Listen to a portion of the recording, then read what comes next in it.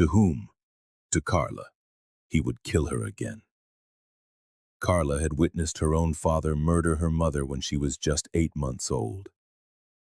As she grew, she fell into the hands of a dangerous man, someone who twisted love into a deadly obsession. She reported him. He was arrested.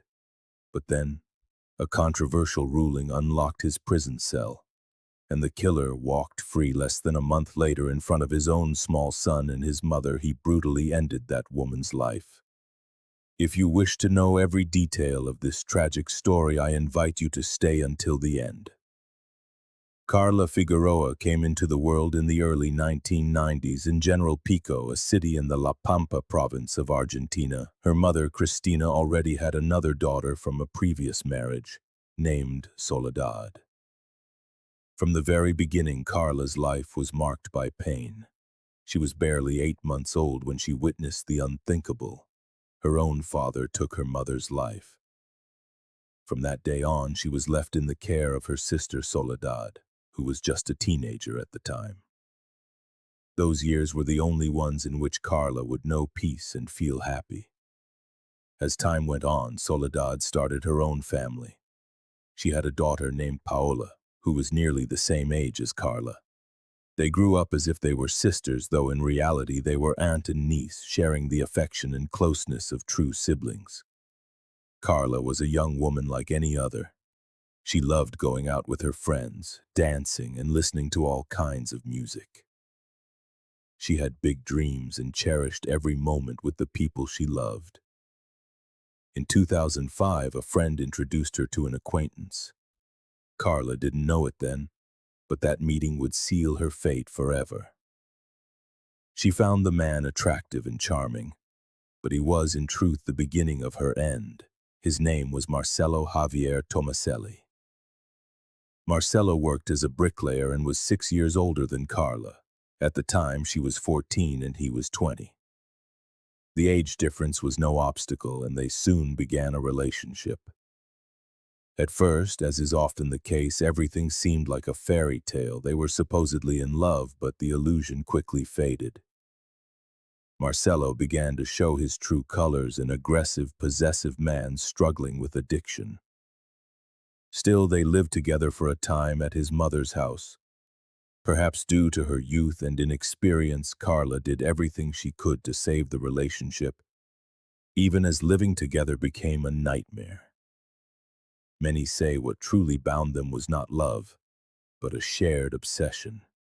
They couldn't separate, though both knew they were unhappy. In the midst of this turmoil, Carla became pregnant. In 2008, their son Valentín was born, but the birth of his child did nothing to change Marcelo's behavior.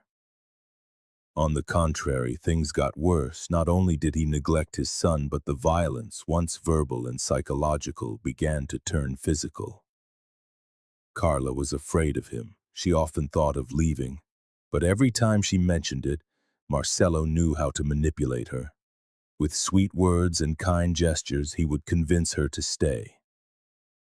And so the relationship continued its volatile course, a dynamic that many considered sick.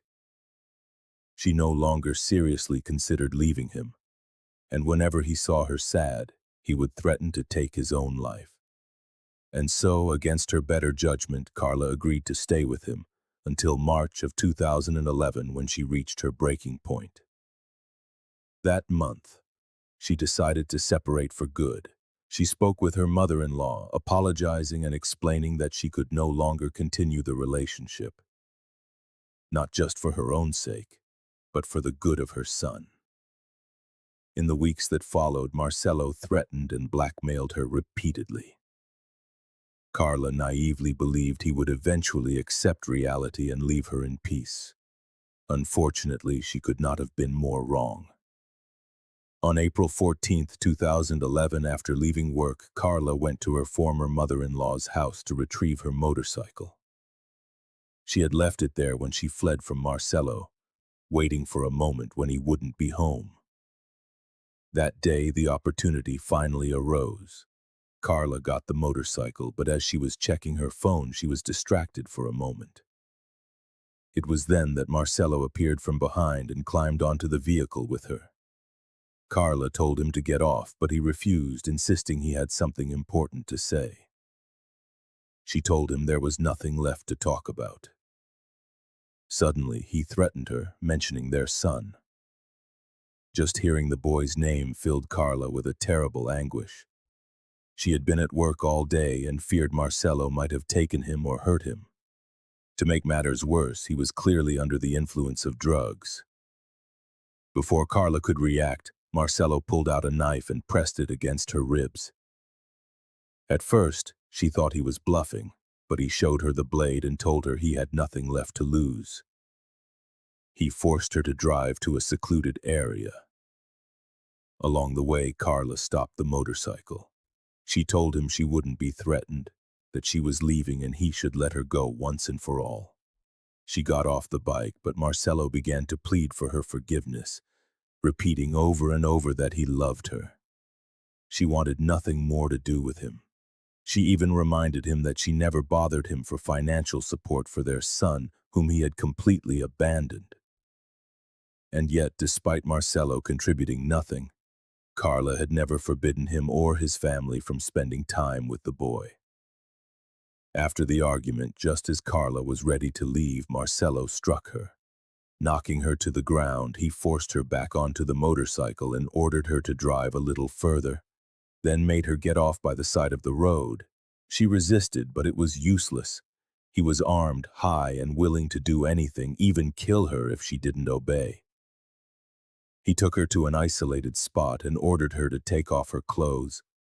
Terrified, Carla had no choice but to comply. Then Marcelo assaulted her. When he was finished, he lit a cigarette. Seeing her begin to dress, he approached her again. He climbed on top of her and told her she wouldn't leave there alive. He held the knife to her face and with a sneer mentioned that she was about to repeat her mother's tragic fate. Carla begged him to let her go, but he didn't listen. It was as if he was completely unhinged. She didn't know if it was the drugs or what he had just done, but Marcelo wouldn't stop talking. After half an hour, he let her sit up. Thinking the worst was over, Carla asked him for the knife, but he refused. He pushed her towards a drain, then told her to get on the motorcycle so they could go back. On the way, Marcelo became agitated again. Carla tried to calm him, suggesting they go to his mother's house together. He didn't seem to hear her, only repeating that she must not tell anyone what had happened. All she wanted was to get him to a place where he could be watched so she could go find her son.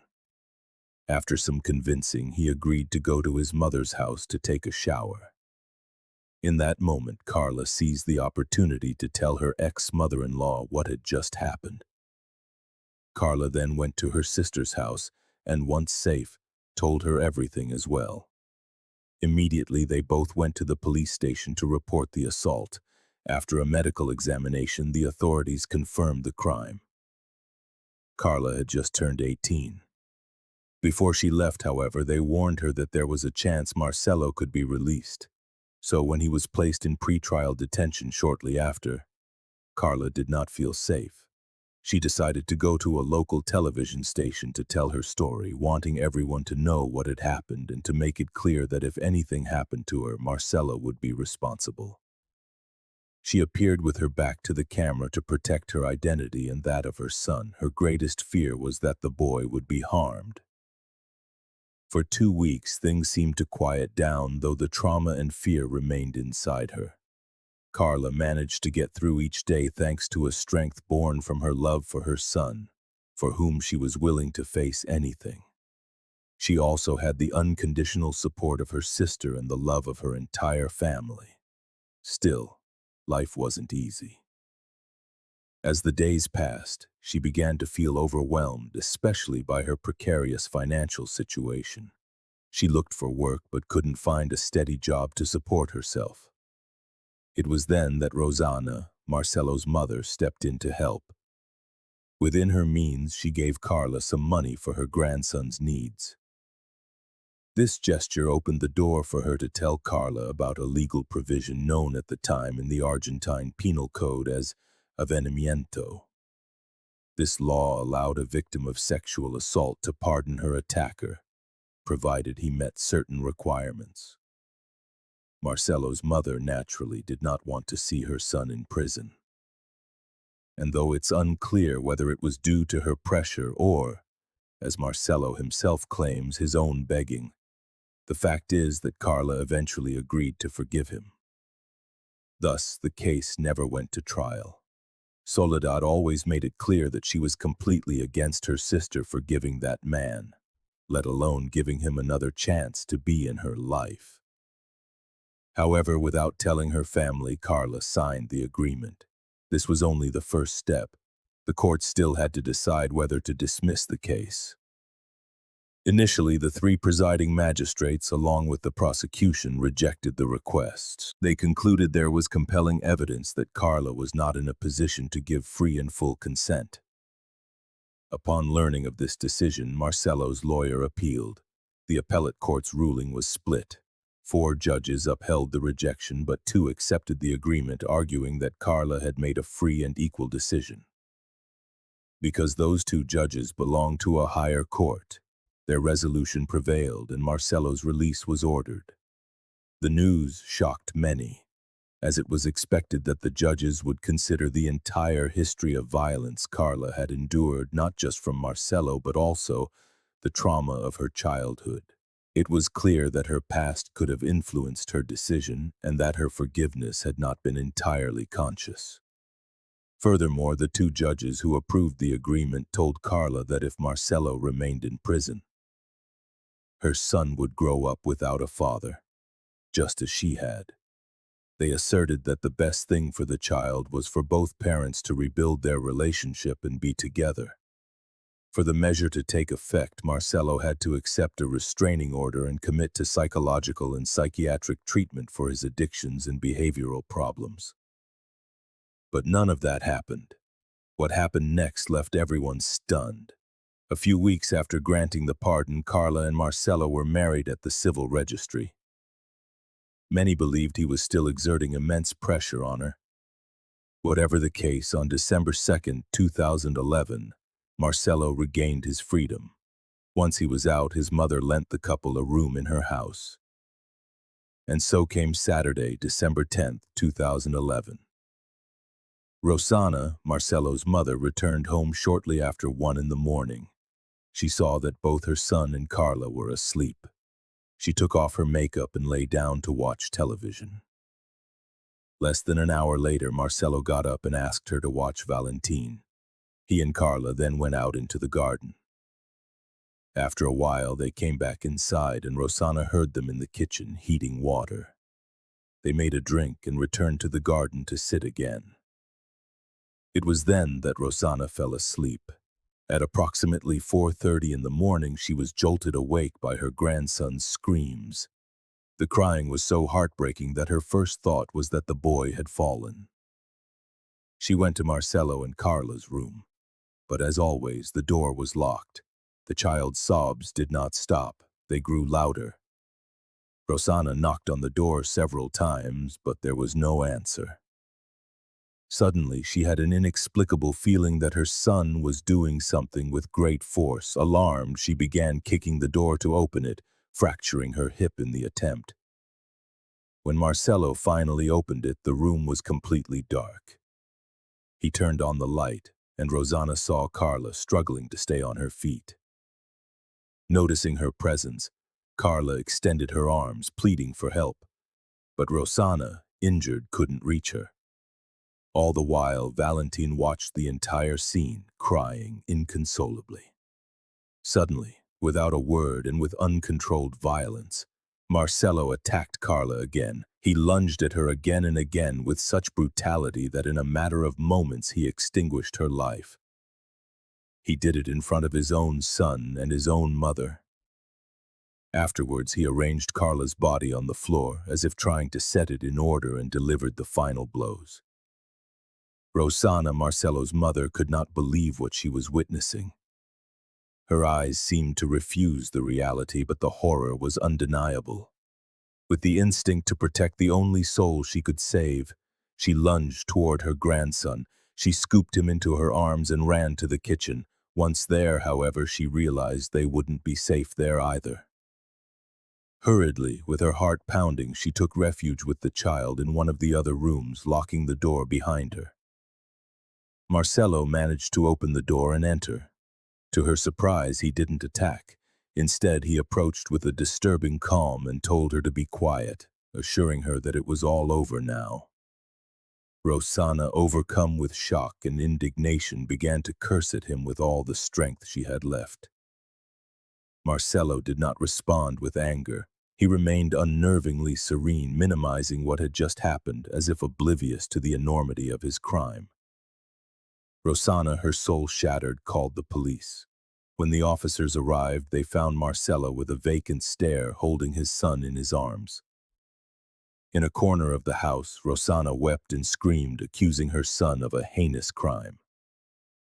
That same morning, Carla's lifeless body was removed by the forensics team.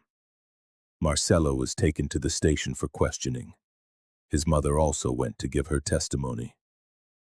Facing the authorities, Rosanna recounted precisely what had happened, making no attempt to soften her son's guilt. On the contrary, she was completely distraught and disoriented.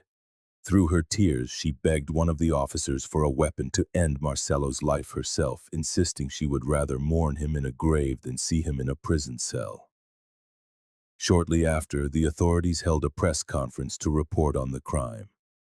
As the news became public, the couple's troubled history began to surface. The forensic report confirmed that Carla's body bore multiple stab wounds, particularly to her neck and chest. And so, on December 13, 2011, Marcelo was placed in preventive detention as the judicial process against him began. In the wake of these events, tension in the neighborhood escalated uncontrollably. Neighbors began to direct threats at Marcelo's family. Their rage was so intense that several of them tried to force their way into the house to attack them, convinced that the entire family shared the blame. From inside the home, Rosanna, Marcelo's mother, tried to defend herself. In a strained voice, she insisted she had no part in the crime. In her own words, Carla had moved back in with Marcelo because she was deeply in love with him, not because of any pressure from her.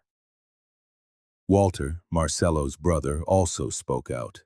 Visibly shaken, he confessed to feeling a profound sense of shame over what had happened. He also admitted that both he and his mother had previously pleaded with Carla to help prevent Marcelo from going to prison for sexually assaulting her. Meanwhile, amidst the chaos and pending the resolution of the legal situation, custody of their young son, Valentín, was granted to Soledad, Marcelo's sister.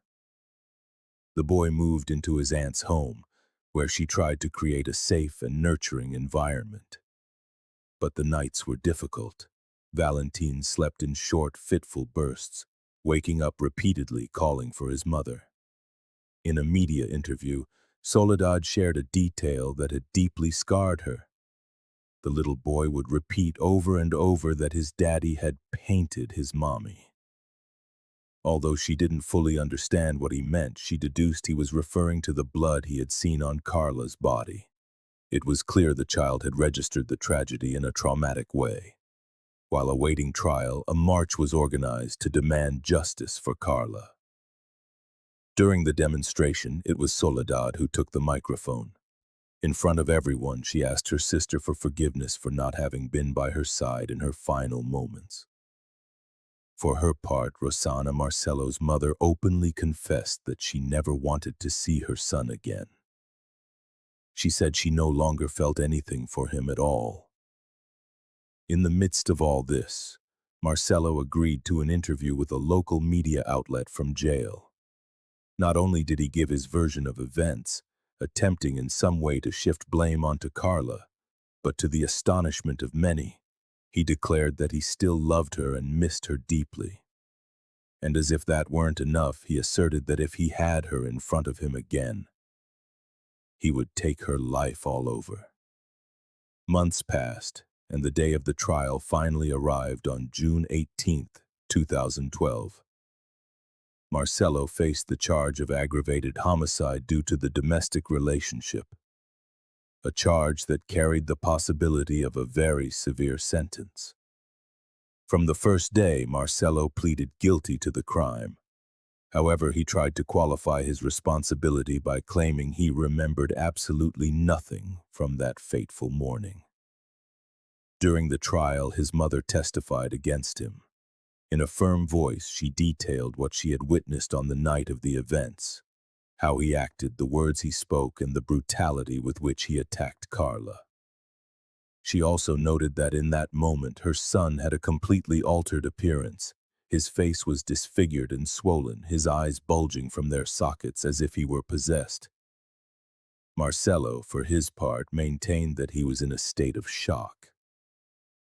Even the police officer who arrested him testified to something similar, stating that he found Marcelo in a kind of daze, disconnected from what was happening around him.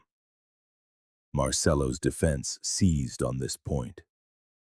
His lawyer argued that the accused had acted under a violent emotion, a state provoked by an episode of temporary amnesia.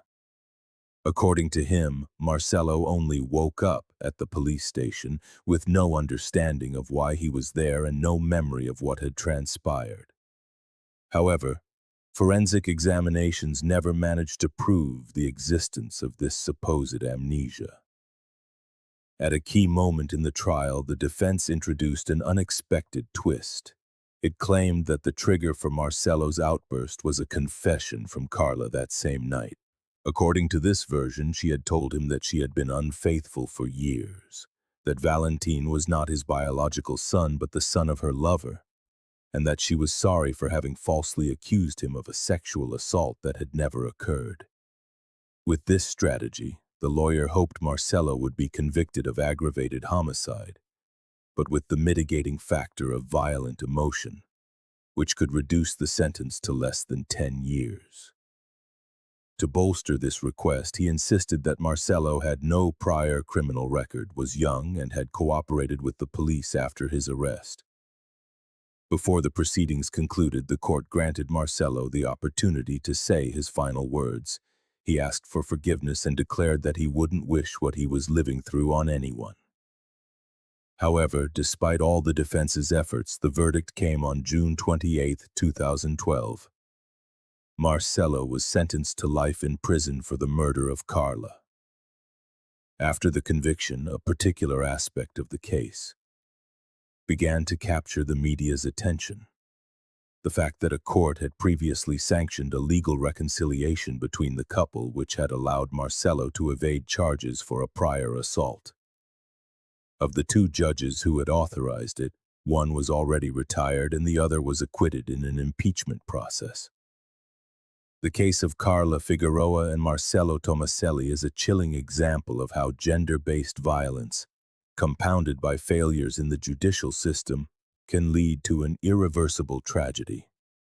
The chain of erroneous decisions allowed a dangerous abuser to regain his freedom and ultimately take the life of the person he was supposed to protect.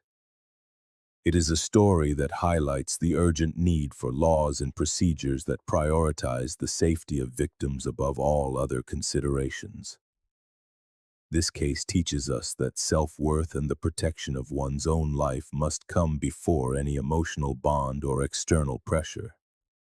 It also demonstrates that institutions have an undeniable responsibility to guarantee the safety of victims and not to underestimate a history of violence.